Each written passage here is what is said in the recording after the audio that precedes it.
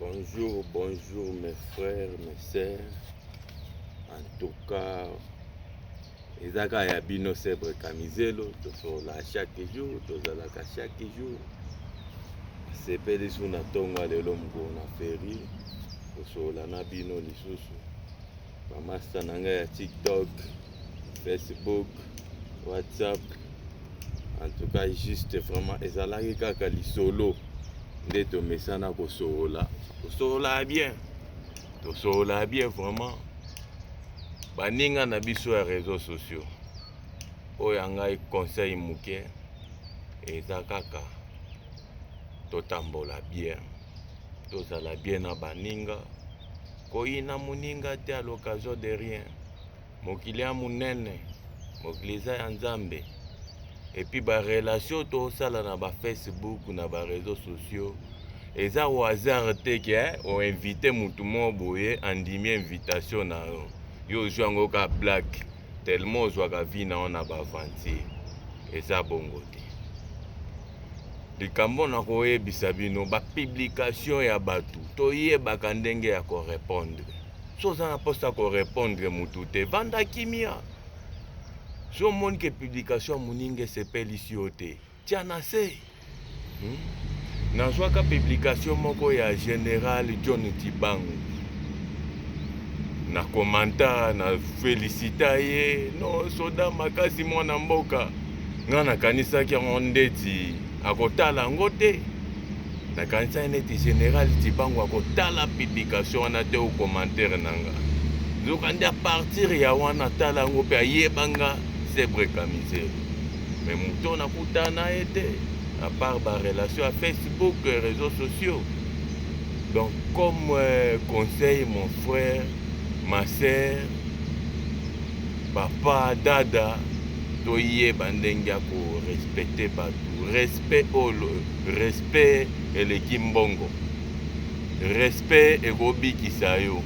Impolitesse et kotso prison kotso kacho. Lo yenge ezande kwa douleur. Bon, c'était ça. Alors, tokutani na mukonzi. Nga kutu nazaki palpité. Mais mukonzi honore ngai. Honore ngai liboso ya bato na kati ya salle d'attente ya munene mindele bazali. Bato ya minene balata ba veste, balata makasi. Nga kutu nazaki na ba simple couture coutrement na nga.